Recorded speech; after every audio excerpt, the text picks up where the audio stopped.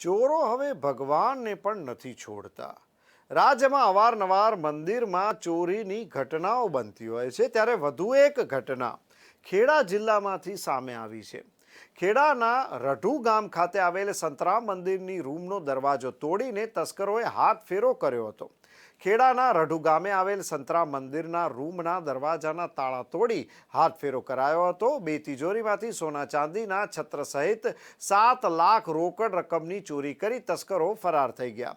આ ઘટનાને પગલે સ્થાનિક પોલીસ સાથે એલસીબી પોલીસ પણ દોડીને આવી હતી અને તપાસ હાથ ધરી હતી. સંતરામ મંદિરમાં ભગવાનના સોના ચાંદીના છત્ર અને રોકડ રકમની ચોરી થઈ ગઈ.